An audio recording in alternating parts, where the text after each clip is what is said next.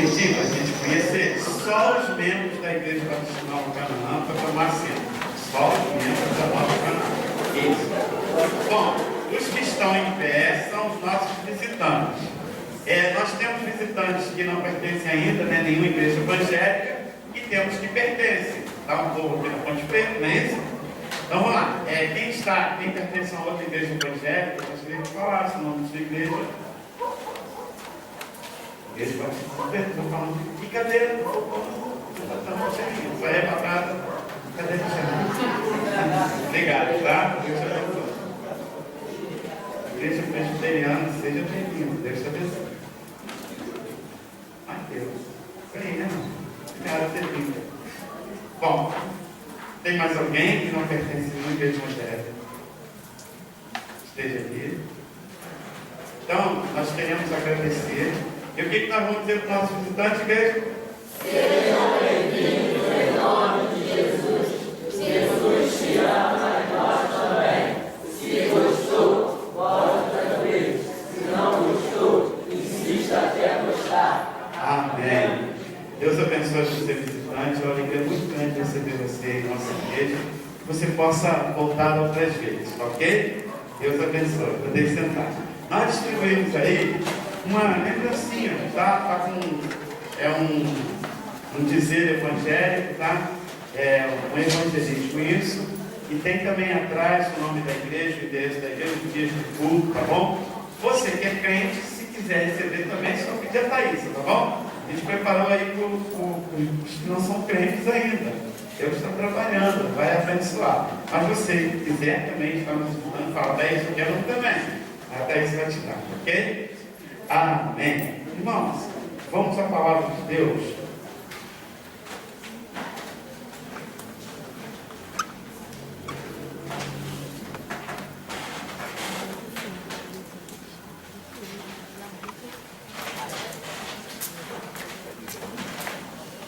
Eu quero falar sobre o seguinte tema: confie. Todos conseguiram gravar? Obrigado, isso aí. É o pessoal da Enem hoje. Tá ligado? Depois de tanta informação, né? Né, Gabriel? Tanta pergunta, 80 perguntas, né? 500, isso aí. Bom, qual é o tema então? Isso aí. Alguns ainda não conseguiram decorar, eu vou repetir. Confie. Agora todo mundo sabe. Vamos lá então? Confie. 3, 4. Confie. Você na parte cultural aqui, não. Irmãos, 1 Samuel capítulo 27, versículo 1. Confie. Vem de confiança, né? Confiar. Confiar em quê? Confiar no Senhor. Confie no Senhor.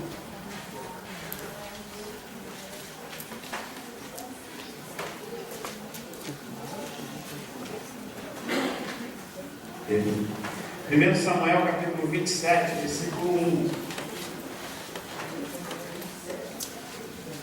1 Samuel capítulo 27, versículo 1.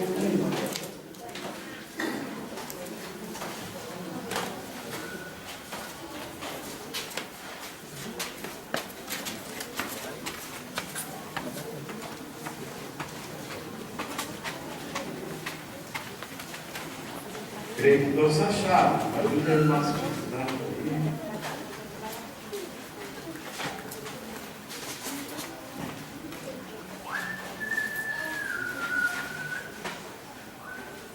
Amém? O pessoal não achou ainda não. Amém? Amém. Então vamos lá. 1 Samuel capítulo 27, versículo 1. Vou pedir os irmãos para ler. Pode ler.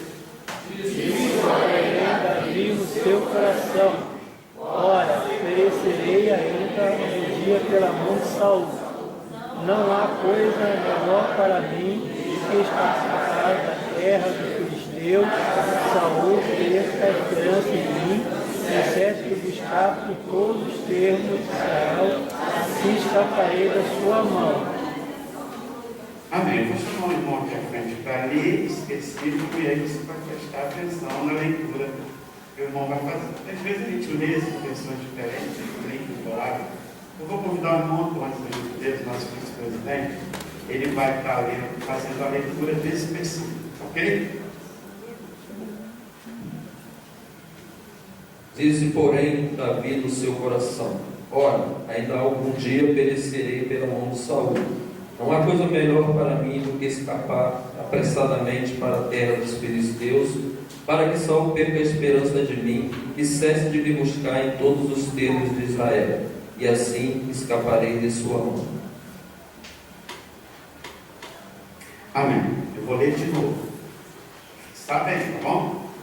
Disse Davi em seu coração: ao fim serei morto algum dia pela mão de Saul. Nada, portanto, ser-me-á melhor que fugir para a terra dos filisteus, para que Saul não se ocupe de mim e não me persiga, mas por todo o território de Israel, e assim escaparei de sua mão. Confie. Esse é apenas um versículo de uma história. Uma história que aconteceu com Davi, o famoso rei Davi. E para que você entenda bem essa história, e o contexto da mensagem que eu quero trazer nessa noite, e o contexto que nós vivemos, estamos inseridos, isso acontece também conosco. Confie, vem de confiança, confiar, acreditar. Confiar é ter a tranquilidade de que tudo vai funcionar bem, tudo vai caminhar bem. Quando nós temos confiança, nós vivemos bem. Quando temos confiança, nós conseguimos deitar, reclinar a nossa cabeça no travesseiro e dormir tranquilo. Mas quando não há confiança, nós somos tomados por alguma coisa que acontece conosco, e muitas vezes a ciência vai chamar isso de mecanismo de defesa. Uma delas é a ansiedade. A ansiedade toma conta da pessoa quando ela não tem confiança em alguma coisa. E a ansiedade vai puxar um monte de doenças que são chamadas de psicossomáticas. Por conta da mente, a sua preocupação, a mente vai trazer doenças para você e você vai prejudicando cada vez mais a sua saúde. Há um desequilíbrio no nosso corpo quando a gente perde a confiança. Isso mexe com a nossa estrutura emocional e Deus não nos criou para ficar preocupados. Deus não nos criou para ficar ansiosos. E quando eu falo ansiedade, entenda bem, eu estou falando da ansiedade crônica, da ansiedade considerada como doença, da ansiedade patológica, é quando ela é tão forte que ela mexe com a sua saúde. Ansiedade todos nós temos, e ela é uma coisa boa. Deus colocou isso em nós, faz parte da nossa personalidade. A ansiedade, o que seria de ser humano se não fosse a ansiedade? A ansiedade faz você prever as coisas e organizar para que tudo funcione bem. A ansiedade faz você se preparar antes. O Ministério do Louvor contou aqui de maneira tão linda. Mas, se você não sabe, o Ministério do Louvor, toda terça-feira, está aqui na igreja à noite, a partir de 7 horas até 9, 10 horas da noite, está aqui ensaiando, para chegar no domingo e apresentar de uma forma bonita e bela para o Senhor. Os embaixadores apresentaram aqui o ritmo, qual é o ritmo? Reggae. Eles estão ensaiando durante a semana, e aqui na igreja para eles aqui. Ensaiando aqui, para chegar hoje e preparar. Por que isso acontece? A ansiedade faz a gente preparar. E isso é bom, isso é positivo. Já pensou se você fosse deixar para fazer tudo em cima da hora? Ia ser terrível, né? Então, uma dose de ansiedade todo mundo tem que ter. Isso é normal, isso é natural. Agora, quando ela se torna crônica, intensa, aí ela vira uma doença, e aí ela traz algumas coisas. E uma das coisas que a ansiedade traz é a incredulidade. Quando você está dominado pela ansiedade, você não consegue enxergar a luz no fim do túnel. Você não consegue olhar as outras possibilidades. E tem quer que ninguém fique ansioso. Então, quando você não confia, eu falei da ansiedade, mas vem muitos outros. Vem também o medo. Quando você perde a confiança, o medo vem. E o medo também é uma característica que nós temos. Mas não pode tornar-se uma coisa crônica. O medo precisa estar em nós para que haja preservação da vida. Se você passar numa rua e você vê uma cobra venenosa, você não vai passar em cima dela, né? Quanto mais longe você passar dessa cobra, melhor. Alguns saem correndo. Sai correndo, não é isso? O jovem, né? O jovem mete o pé. Quando vem uma cobra, é o medo. O medo faz você desviar e você vai se proteger. Isso é uma coisa. Agora, quando o medo se torna uma coisa doentia, isso é prejudicial, isso é pecado, e isso nos destrói e nos corrompe. A confiança é a base. E quando nós falamos de Deus, nós precisamos confiar em Deus. Precisamos confiar que o Senhor vai nos proteger, que o Senhor vai nos guardar. Se você não confiar, não adianta. Não adianta. Jesus fala no texto lindo lá em Mateus, né? Muito conhecido, falando sobre a ansiedade. Porque no tempo de Jesus não era diferente dos nossos dias. O tempo de Jesus era quase 2000 anos atrás. No tempo de Jesus, as pessoas estavam ansiosas pela comida e pela vestimenta. Hoje é diferente? Não é. A gente fica preocupado, a gente fica ansioso. O mês está garantido, mas e o mês que vem? Ah, não vai. E o mês que vem? Aí começa aquela ansiedade. Isso.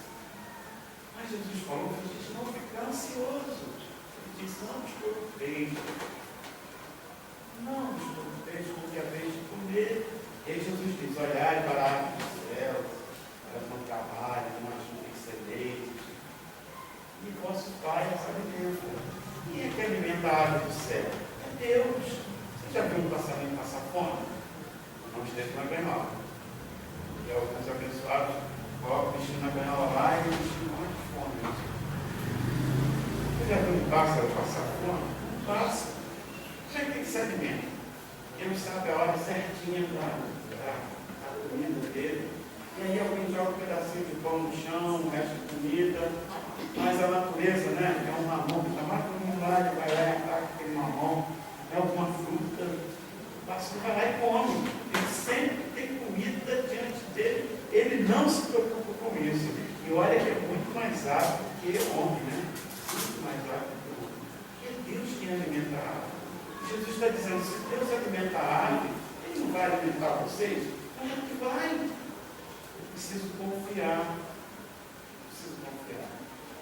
E foi a ilustração de dois pássaros que estavam vindo uma árvore no centro da cidade. E eles estavam tranquilos, cantando, e vendo os homens passando para lá, para cá, aquela ansiedade, aquele desespero, aquela correria. Aí um pássaro perguntou para o outro, por que os homens são assim, tão ansiosos, hein? E o outro pássaro respondeu, deve ser porque eles não têm Deus que nós temos. Se você tem Deus no seu coração, se você confia em Deus, não entre em desespero. Não fique desesperado. Deus é fiel para cuidar de você.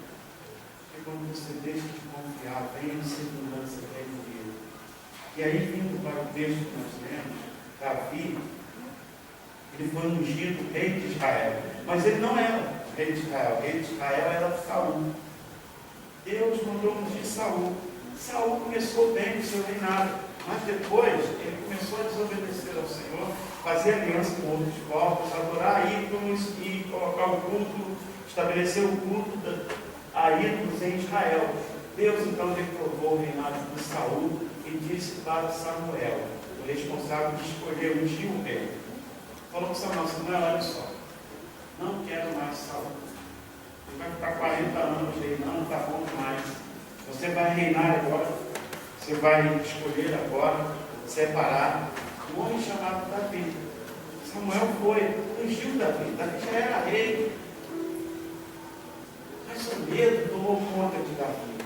E ele ficou fugindo de Saul, porque Saul queria matá-lo, afinal de contas, Saul era o rei. E agora aparece alguém, foi ungido rei. Que negócio é esse? Davi estava com medo. E nesse texto aqui, a passagem mostra o seguinte: com medo, ele resolve fugir para o país vizinho. Ele vai lá para os filisteus. Os filisteus eram vizinhos, praticamente ali de Israel, do lado ali de Israel, praticamente. Tinha a Fenícia e os filisteus. Eram povos diferentes, que não adoravam ao Senhor. Eram povos pagãos. Eles tinham uma força grande na arte da guerra. Eles inventaram o ferro, a arma de ferro, que até então era arco e flecha. Isso foi uma grande inovação na época. Então eles eram um pouco fortes.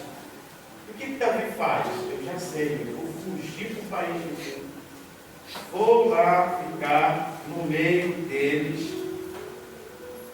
Vou sair daqui. E Davi ficou lá, escondido, com medo de Saul. E aí nós aprendemos algumas coisas aqui. Às vezes nós somos movidos por sentimento. Mas o sentimento passa. É preciso seguir a palavra. Porque a palavra não passa. A palavra de Deus é imutável. Os princípios bíblicos não mudam. Às vezes nosso coração mente, pode nos enganar, mas a palavra de Deus não, ela é fiel. O que a palavra de Deus tinha naquele momento é o seguinte: Davi era o rei. Foi o Senhor quem escolheu. Davi sabia disso, que o Senhor havia escolhido ele, havia separado ele. Por que temer Saul, se o Senhor foi quem separou ele? A palavra do Senhor é poderosa. Aquilo que o Senhor fala acontece. Aquilo que o Senhor fala permanece. Então, quando você coloca a sua confiança no Senhor, você não precisa ter medo. Davi ficou 7 anos fugindo de Saul. 7 anos. Correndo para lá e para cá. Para lá e para cá. Se Deus falar alguma coisa, Ele muda. Porque Deus é fiel. A palavra do Senhor é fiel. Não confie no seu coração. Quanta gente toma decisão seguindo o seu coração. Algumas pessoas dizem: pastor, eu ainda não levantei a mão para Cristo porque o meu coração ainda não falou. Não faça isso. A Bíblia diz: enganoso é o coração. O coração nos engana. Quantas vezes tomamos decisão baseada no que o nosso coração está falando, e aí nós quebramos a cara, desculpe a expressão, porque tomamos uma decisão seguindo o nosso coração. Mas a Bíblia diz que o nosso coração é falho. Ele erra, e como erra o nosso coração? É preciso seguir a palavra. Quantos jovens, adolescentes, adultos, senhor, senhora, né? Quando quer a bênção, né? Quando quer a bênção, o Senhor enviar um varão, esse será o seu futuro esposo.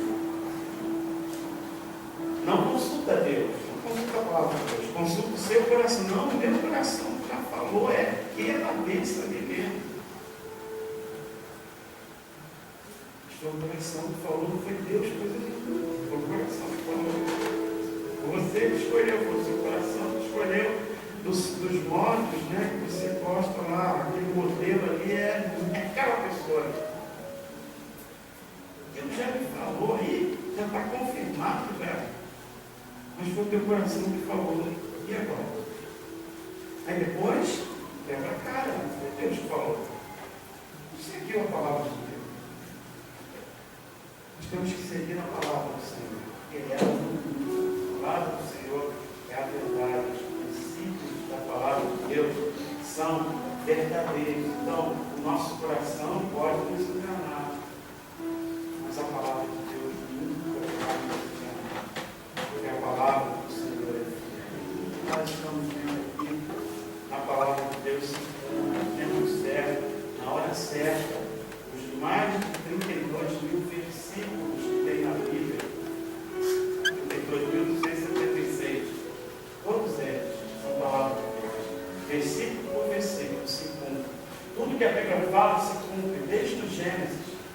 até o Apocalipse. E tem alguns que não se cumpriram ainda, porque não chegaram no tempo e na hora. Mas tudo que você vê na Bíblia se cumpre. Porque a palavra de Deus é fiel. Por isso, confiar em Deus significa confiar na sua palavra. Depositar a sua vida na palavra de Deus. Davi, ele foi ungido. Saul queria matá-lo. Davi fugiu durante 7 anos. E o que Davi fala é o seguinte: pode ser que algum dia eu venha perecer na mão de Saul. Ele estava com medo de morrer. Então, diante disso, o que ele fez? Ele fugiu. Ele foi à terra dos filisteus. E Davi não tinha o que temer, porque Deus já havia falado. Deus já havia determinado, às vezes, esse pensamento negativo. Muitas vezes nós somos envolvidos por pensamentos negativos. É mais fácil um pensamento negativo dominar a nossa mente que uma confiança em Deus. Mas quando você substitui esse pensamento negativo pelo pensamento positivo, confiando em Deus, você vai ver que as coisas vão mudar. E aquilo que você vê como fracasso vai ser vitória. Aquilo que você vê como impedimento na sua vida vai se transformar em uma coisa boa. Vai se transformar em uma bênção de Deus. Mas é preciso lembrar a palavra. A palavra de Deus se cumpre. Davi, ele sabia disso. Ele sabia, ele conhecia a palavra do Senhor. Mas agora veio o medo. E às vezes, o medo, as pressões da vida, nos fazem tirar os olhos do Senhor. Quando você deixa de olhar para o Senhor, então você vai se perder. Você não vai conseguir chegar ao destino final. Mas quando você olha para o Senhor, você vai experimentar um milagre de Deus na sua vida. E quando eu falo olhar para o Senhor, significa o seguinte: tirar o olhar para a limitação humana, tirar o olhar para a dificuldade humana e olhar para o Senhor. E no Senhor você vai ver o impossível, no Senhor você vai ver o milagre, no Senhor você vai ver a maravilha, porque Deus pode todas as coisas. Pedro, num determinado momento, quando ele vê Jesus andando sobre as águas, ele fica admirado com aquilo e ele quer ir. Ele diz: eu posso ir? Jesus: vem. Jesus diz para ele: vem. Pedro olha para Jesus: posso ir, né? Eu imagino Pedro dizendo: posso ir mesmo? Pode ir. Ele está olhando para Jesus como se estivesse segurando a mão de Jesus. E ele vai andando. Quando Pedro observa, ele está andando sobre as águas. Só Deus pode fazer isso. Romper as barreiras da física. Romper as barreiras da natureza. O corpo não pode andar sobre as águas. Vai afundar. Mas se você crê no Senhor, você vai andar sobre as águas. Ele está andando sobre as águas. Ele está andando. Maravilhado. Essa Bíblia diz que de repente Pedro sentiu o vento. Se ele sentiu o vento, que é capaz de derrubar alguém, ele deixou de olhar para Jesus. Enquanto ele está olhando para Jesus, ele está andando sobre as águas. Mas quando ele sente o vento, que representa a limitação humana, que representa a terra, que representa as dificuldades nossas, que representa os limites nossos, quando Pedro olha para o vento, sentiu o vento, acabou. Agora ele volta a estar no plano material. O que acontece? Ele começa a afundar. Fica desesperado. Obviamente Jesus segura na mão dele. Mas o que nós aprendemos com isso? Quando você olha para a limitação humana, quando você olha para o vento, você vai afundar. E tem alguém que é especialista em fazer isso. é especialista em tirar o seu olhar de Jesus. O tempo todo é o diabo, ele faz isso. Quando ele estava andando sobre as águas, o que o diabo fez? Ah, não, peraí, não vou botar um ventiladorzinho aqui como esse, não. Vou botar lá uma turbina de avião. É medo. Quando o diabo jogar o vento, continue olhando para Jesus. Quando o diabo jogar a dificuldade, continue olhando para Jesus. Quando o diabo usar alguém, até um irmão, para dizer que você não pode, que você não é capaz, que você não vai conseguir, você ri para ele: obrigado, irmão, mas estou ocupado, estou olhando. Quando você mesmo disser para você: eu não posso, eu não vou conseguir, eu não vou conseguir passar no Enem, eu não vou conseguir passar nesse concurso, eu não vou conseguir essa graduação, olhe para Jesus. Quando alguém disser para você: você não pode, você não é capaz, olhe para Jesus. E eu estou falando para pessoas aqui que durante a infância receberam palavras negativas, que não ia conseguir, que não era capaz. Eu estou falando com pessoas aqui com doenças, que dizem que você não vai conseguir, que você não é capaz. Eu digo em nome de Jesus: olhe para Jesus. Enquanto Pedro estava olhando para Jesus, ele não afundou. Quando ele olhou para o vento, ele afundou. E o diabo vai colocar, não é um ventiladorzinho, não. É uma turbina de avião para te jogar longe. Mas se você olhar para Jesus, sabe o que a palavra de Deus diz? 1000 cairão ao teu lado, 10.000 à tua direita, mas tu não serás atingido. Porque quando você olha para Jesus, você olha para o milagre, você olha para o impossível. Olhar para Jesus é olhar para o poder de Deus. Então, deixe de ficar olhando para as limitações humanas. Pare de dizer que você é um coitadinho, que você não vai conseguir, que você não vai alcançar. O Senhor diz: você pode, você vai alcançar. Não temas, eu sou contigo. Não se assombres, eu sou o teu Deus. Eu te guardo, te protejo com a destra da minha justiça. Esforça e tem bom ânimo, disse o Senhor a Josué, porque eu vou fazer você conquistar essa terra. Não tenha medo, Josué, esforça. Confie. Uma derrota vai acontecer na sua vida, mas preste atenção: uma derrota não significa a perda do campeonato. Um time pode levar uma goleada e mesmo assim ser campeão. No Campeonato Brasileiro nós temos aí, são 38 rodadas. 38, 36, 38. Um time pode perder uma partida, mas não significa que ele perdeu o campeonato. Ele ainda pode ser campeão brasileiro, porque são 38 partidas. O que eu quero dizer é o seguinte: se você perdeu uma partida na vida, você não foi derrotado ainda não. O jogo continua, tem muitas outras partidas. Deus é contigo. Você perdeu agora, mas você vai ganhar lá na frente. Nada de desistir, nada de entregar os pontos.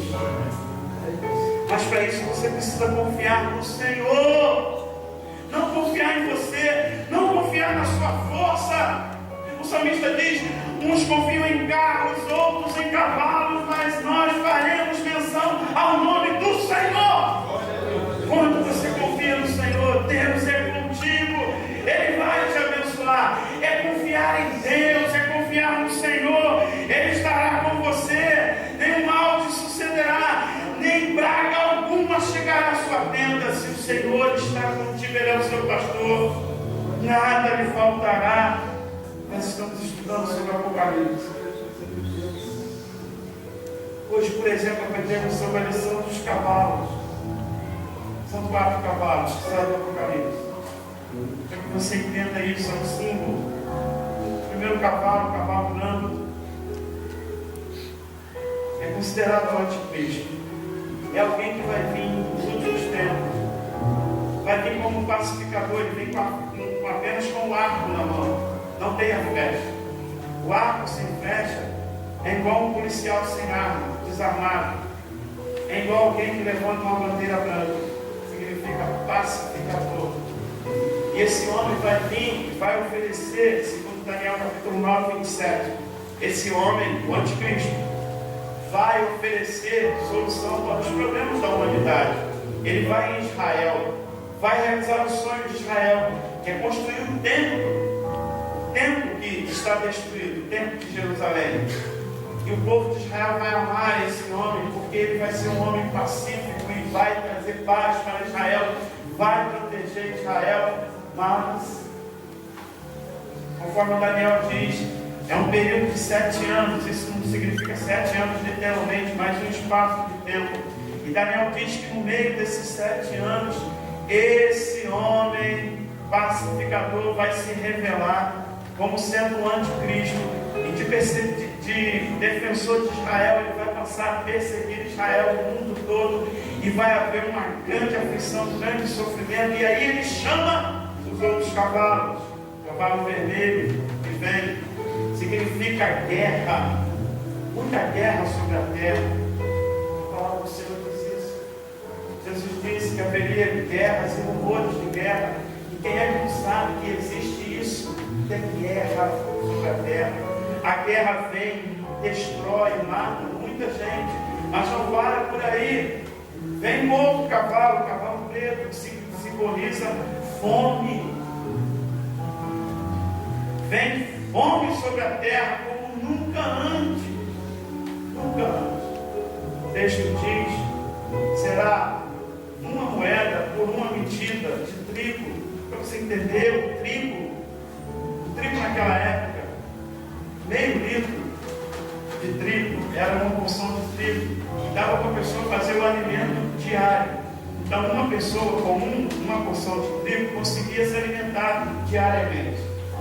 Uma moeda era também chamada de denário ou dinheiro, que era moeda romana de prata, e a pessoa trabalhava, no final do dia ela recebia uma moeda dessa. Então você trabalhava o mês todo, no final você recebia 30 moedas. Mas uma moeda dessa dava para comprar de 8 a 12 medidas de trigo, ou seja, dava para você se alimentar de 8 a 10 dias com uma moeda. O texto diz, quando vier o cavalo dele, uma moeda para uma medida de trigo. Uma medida de trigo significa que você vai trabalhar o dia todo e só vai conseguir comprar comida para você. Uma família onde tem o marido, a esposa e o filho, só um vai ter comida. Período de recessão. E aí vem o quarto cavalo, que é o cavalo amarelo. O amarelo na Bíblia simboliza morte. Esse cavalo vai trazer então morte sobre a terra. 1/4 da população mundial vai morrer. Você tem ideia? Nós temos hoje 7 bilhões de pessoas no mundo. 1 bilhão e 700, 1 bilhão e 800 mil pessoas. Milhões de pessoas. 1 bilhão e 800 milhões de pessoas aproximadamente serão mortas. Veja quanto destruição. Mas sabe quem está no controle de tudo isso? Diz lá no Apocalipse. É o Senhor quem está no controle. É Jesus quem vai abrir os seus. É Ele quem permite o momento em que as coisas vão acontecer. Isso mostra que Deus está no controle. E quem está com o Senhor não precisa temer o mal. Será guardado, será protegido. Tão certo como os 10 mandamentos que está passando na televisão e muitos estão vendo. Você vê que as pragas vêm, mas elas não atingem o povo de Deus. Porque quando você está com o Senhor, você está guardado, você está protegido. Você pode confiar. Deus está contigo. Confie. Confie. O Senhor está contigo. Eu quero concluir dizendo: você que ainda não recebeu Jesus, não perca a oportunidade. Não perca a oportunidade. Há um versículo que eu gosto muito. Quando Jesus diz assim: as minhas ovelhas ouvem a minha voz, e elas me seguem, e dou-lhes a vida eterna, e ninguém as arrebatará da minha mão. Quando você tem Jesus, você se torna ovelha dele.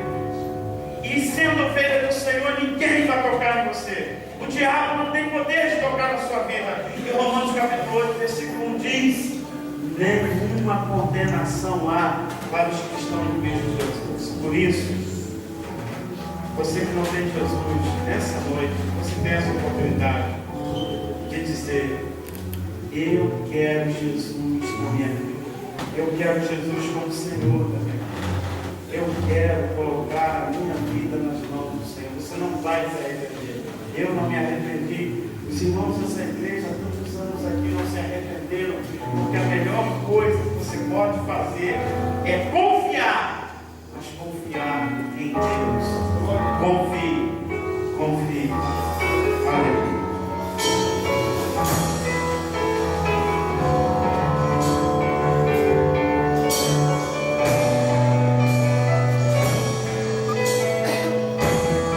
Aleluia, confie.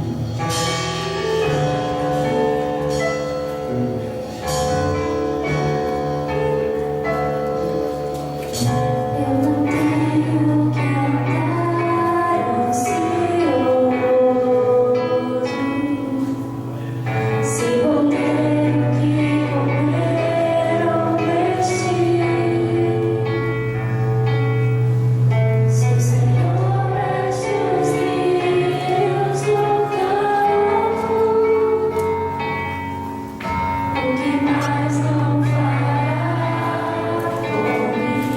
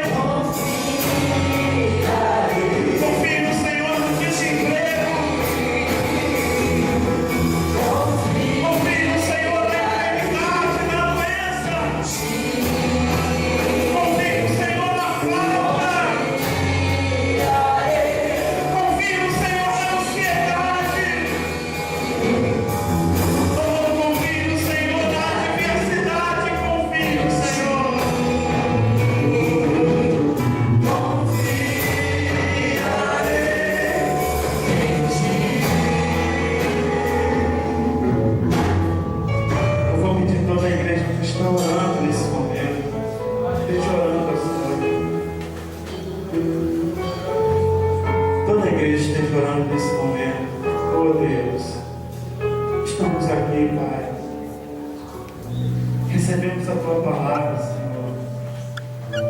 Mas sabemos que há um inimigo que se levanta nessa hora, não deixando as pessoas receber a Tua palavra. O Deus desse século, que a Bíblia vai chamar, mas nós estamos orando agora, e não há lugar para Ele aqui. Ele já está caindo por terra em nome de Jesus.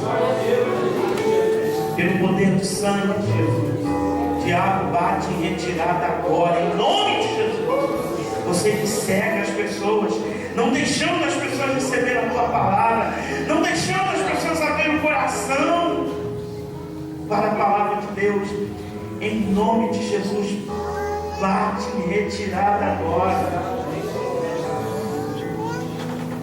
A igreja continue orando.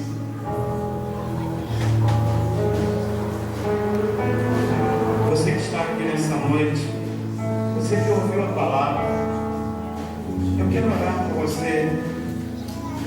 Eu quero ter o prazer de que você tome essa decisão, mas muito mais o Senhor. Ele te olha agora, Ele te contempla agora. Jesus está aqui. Ele declara em sua palavra: onde estiver 2 ou 3 reunidos em meu nome, ali estou eu. Jesus está aqui. Se você entrou aqui nessa noite, você ainda não recebeu Jesus, ou pelo menos não tomou essa decisão publicamente, eu quero orar por você. Você deseja receber Jesus nessa noite? Onde você estiver, apenas faça um sinal para que eu ore por você. Há alguém aqui nessa noite que ainda não tomou essa decisão e deseja fazer agora? Não perca tempo, não perca a oportunidade. Não deixe para amanhã o que você pode fazer hoje. O dia é hoje, é agora, esse é o momento. Há alguém que deseja receber Jesus nessa noite? Alguém que quer receber Jesus nessa noite? Eu quero orar por você. Não perca tempo, os dias são maus. Cada dia vemos a palavra do Senhor se cumprir. Cada dia. Então, se houver, só levantar a sua mão, porque eu quero orar por você. Alguém nessa noite que deseja receber Jesus? Se houver, eu não vou insistir. Alguém?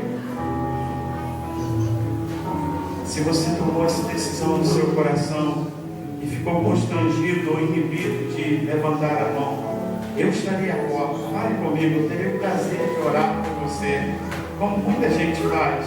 Não levanta a mão, mas depois conversa com o pastor. Então, se você está aqui nessa noite que ainda não abriu seu coração para Jesus e deseja fazer isso, fale comigo à porta. Eu estarei à porta, terei o prazer de ouvir você e estar orando pela sua vida. Que Deus te abençoe. Pai, muito obrigado, Senhor, pela Tua palavra. Obrigado porque ela não volta vazia, como diz a Tua palavra. O Senhor declara: a minha palavra não voltará vazia. E cremos nisso, Senhor. Muito obrigado porque o Senhor falou ao nosso coração nessa noite. Pai, a minha oração nesse momento é que o Senhor abençoe a vida do meu irmão, que está passando por luta, está passando por prova, mas confia no Senhor. Eu creio que o Senhor abençoará a vida dele em nome de Jesus. E quero pedir a Deus pela vida do meu amigo que porventura ainda não abriu o coração para o Senhor, que ele não vá deitar essa noite antes de fazer e tomar essa decisão ao lado de Cristo Jesus. Ó Deus, esteja, Pai, nos levando em paz para os nossos lares. Muito obrigado por tudo que foi feito aqui.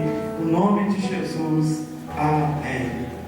E agora, que o amor de Deus Pai, a graça salvadora de Jesus Cristo, Filho de Deus, as doces, eternas consolações do Espírito Santo de Deus, esteja com o Israel de Deus espalhado sobre a face da terra, e em particular com esta igreja, Igreja Batista Nova Canaã, desde agora e para sempre.